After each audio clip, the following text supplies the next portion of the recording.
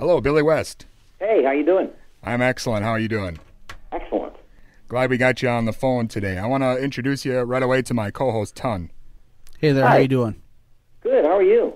I'm good, thanks. I used to be in radio years ago, and we would, you got to think of something all night long to present for the next day, and then the minute you do it, it's gone forever.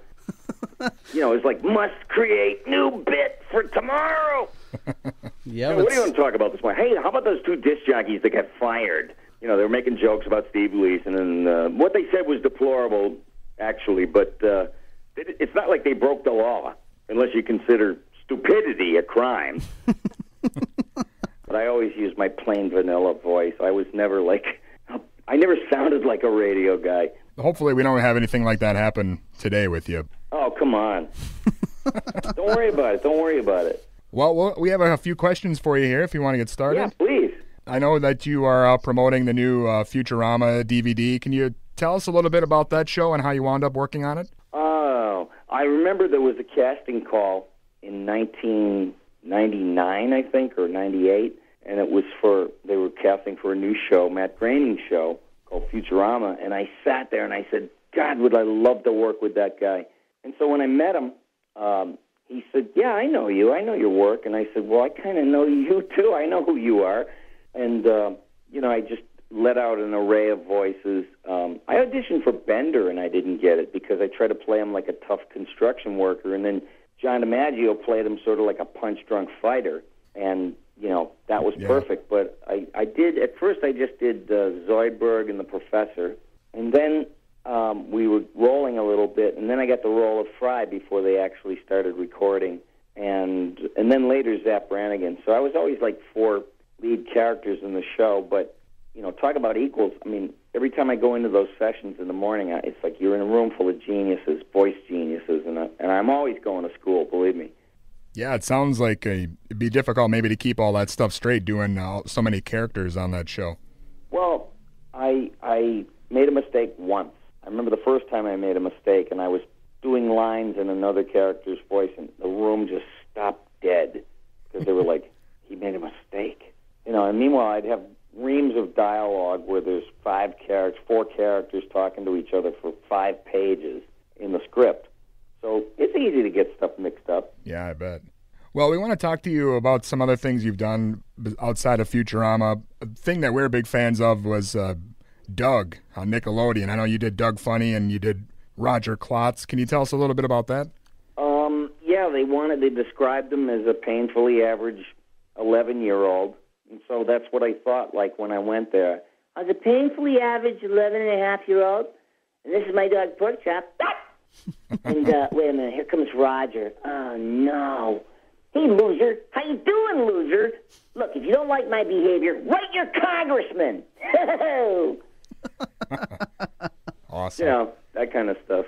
Well, yeah, you were also obviously on Ren and Stimpy and doing all those voices for the Nicktoons at the time. Can you tell us a little bit about, I know you started out as Stimpy and then eventually went on to do Ren as well. What was the story on that? Well, I auditioned for both characters originally, and what sold the show was I did both characters, and then John Kay decided he was going to do Ren, and I had no problem with that. I didn't give a fat frog's rear end who did what. I was just happy to have a job. And, Stimpy was based on Larry Fine from the Three Stooges, but he always sounded like a depressed old Jewish guy, Hey, Mo, there's too much tinsel in the tree. And I said, that won't stand. So, with suggestions from the writers and the producer, they said, let's amp him up. Let's make him childlike. So what you got was, I picked the magic nose goblin. I picked him myself. Greenpeace.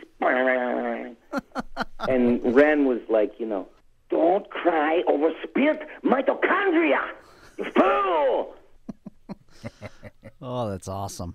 And, that was a challenge because my voice started going very early in the show, and I called my wife, and I sounded like Alec Baldwin on a bad day. I was like, I don't think I'm going to be able to do this show.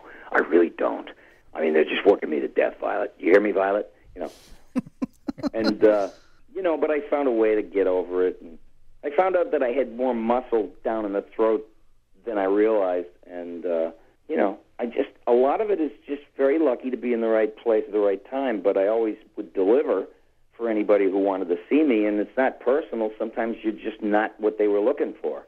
So that's how you get involved. I worked in radio, Yeah. and that was a great training ground. That was boot camp for me, and then that helped me along the way to be able to, step outside myself and what I thought and what were my principles and standards that I cared about. You throw it all out the window, because you're going to be a character now. You mentioned working in radio and, feeling like you didn't have kind of that radio voice, but, obviously you've done all these characters and even, provided the voice of Bugs Bunny and, several things. And now I do the announcers I grew up listening to, and it influenced my take of Zapp Brannigan, where I knew a lot of these old dinosaur guys that would mull things over on the air and go, well, quite frankly, I hate the rain, and they'd milk these words and put extra syllables on them and everything, and I think it's because they were in love with the sound of their own voice, and like newer generations know that when someone's doing that, it's making total fun of somebody because they're smart. They grew up thinking if you hear anyone talking on the radio or TV, they're lying to you. So they were going to be the generation that wasn't going to be sold to. Meanwhile, they were the most sold to generation in history. So those disc jockey voices used to kill me. This is Johnny Bannon, the human cannon, saying what's in you has got to come out, and that's rock and roll is all about. But before we eat this slop here, Mr. Roy Orbison, 1961. Oh, that is beautiful. I don't know why you didn't just do that. That's no, amazing. Because it wasn't me. It really wasn't, and I didn't want to be admired for a persona unless it was going to, be something that was going to be an evergreen, and then I was happy to jump into any character. It doesn't matter. I'm not afraid of anything. Yeah, well, obviously, like we were saying, you did a lot of different characters, and you kind of, paved the way, sort of, in a way, for more adult cartoons and things. Did you ever imagine that? Because of the collaborations that I got involved with, and some people just had real future-forward ideas on stuff. And, they remembered when cartoons used to be good, when there was mice at the finish line smoking cigars, and then there was, construction worker wolves, drinking at lunch. And I liked cartoons a lot back then. Yeah, yeah. Well, I'm exaggerating, of course, but, they were just funnier because people had antics. And now you got to worry about who's going to complain about what. Yeah, definitely a different feel nowadays. Do you have any particular character that is kind of a favorite of yours that you've played over the years? Oh, man, I really wish I could tell you, but I put so much into every one of them that I'm entrusted with because, number one, I want to keep the job. And number two, I really, really wanted to bring something to the table. And, I didn't care about being famous. I hated the idea of celebrity. To this day, a celebrity, you can be a celebrity if you can fart the national anthem. It means nothing anymore. Oh, the celebs are going to do the voices. And it's like, well, good. You know what? Celebrities were not my heroes. Artists were my heroes. That's what I grew up wanting to be like, Les Paul or Michelangelo or, somebody that rocked the world. And, those were the goals. You wanted to be as good as the people you idolized, and you always fell short of it, of course. But you created a you that no one's ever heard of before, and all of a sudden you come busting through the wall with all these voices and everything. Well, it definitely sounds like as far as voice acting goes, you have reached that artist plateau for sure. Oh, man, I've been doing it a long time. Yeah, I don't know. When did I start? Well, if you count the band days when I used to play music on stage and all that, I've been performing for 30 years. And, I learned a few things along the way, and I'm grateful that people, consider me in such high regard. And that was the objective. I felt like I wanted to make people laugh, and I wanted to blow people away so they wouldn't think I was a bore, which I'm probably being right now. No, I would say definitely the opposite. Oh, good. Well, it's been great having you on. Do you have any other projects you wanted to mention or anything you want to leave us with? Yeah, Futurama's premiering. There's 2 brand new episodes, and they're pretty cool because one is called 2D Blacktop, and it's Professor Farnsworth joins a gang of street racing punks. So, imagine he's 147. Yo, yo, yo! Sup, boy? And Fry and Leela's romantic vacation goes disturbingly wrong, it says here. It's called Leela's Big Fling. And I think Fry and Leela get a little closer than they've ever been. Hint. Excellent. Yeah.